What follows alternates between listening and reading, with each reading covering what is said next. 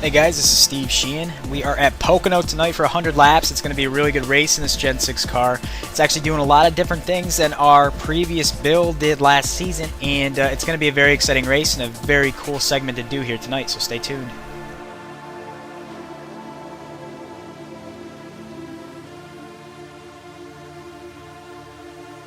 So let's get right into it. I'm coming to the line off turn 3. I'm going to be going about 183 miles per hour. This is a very solid lap with the fixed setup. I'm going to get up to about 205 miles per hour going into turn 1. I'm going to downshift after I enter the corner, and I'm going to downshift very carefully because once I do downshift, it's going to yaw the car out a little bit more once the revs get up and the tires want to spin.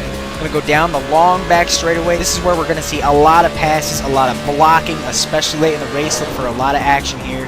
There's no special way to get through these corners.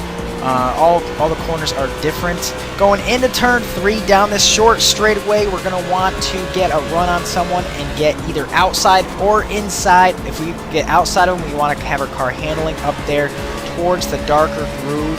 If not, we're going to handle right around the bottom, downshift in the third, come off turn 3, cross the line at about 182 miles per hour for a very solid lap. Now, side by side here is doable. You are going to see it tonight. There is some draft, and we can run side by side, especially through turn 1, very, very well. There's a lot of bumps, especially turn 1, that enable that side by side to happen because the bumps really make our cars very unpredictable, and we're having to really be extra cautious when we're side by side, especially for that car down low. That means that outside line is going to have a little bit of an advantage as long as they're pinching the low car a little bit. So if you see people going side by side down the front stretch, expect them to stay that way through turn 1 if they don't want to give up the spot. Now obviously for you guys that know Pocono, turn 2, the tunnel turn, is not a good place to be side by side. You're going to see cars that get runs on people down the back stretch into the tunnel turn who have the preferred line as soon as they get a fender.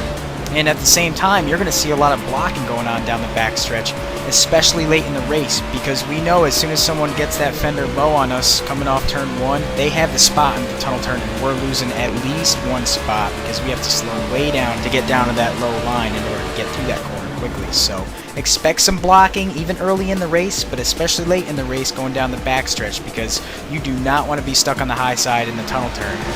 In the last corner, turn 3, the faster you come off this corner, the faster you're going to go all the way down this long front straightaway here. So expect the cars that are really, really good and able to make passes, the cars that get through turn 3 very well. I know a lot of times, even in real life, if there's one corner that people want to be set up well for, it's turn 3 because the faster they're getting off, it benefits them all the way down the front straightaway, and you can make a lot of gains if you're coming off turn 3 faster than everybody else. So look for the stronger cars to be getting through turn 3 very, very well.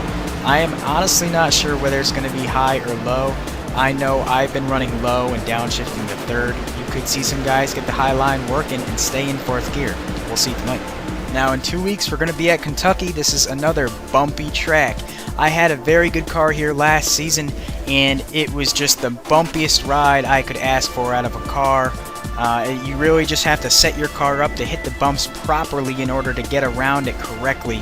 Expect a very interesting race next week as well as tonight. I hope you guys enjoy the show, and definitely look for a lot of green flag runs tonight. It is going to be an awesome race, and this Gen 6 car is definitely very, very difficult, so expect some wheeling going on tonight.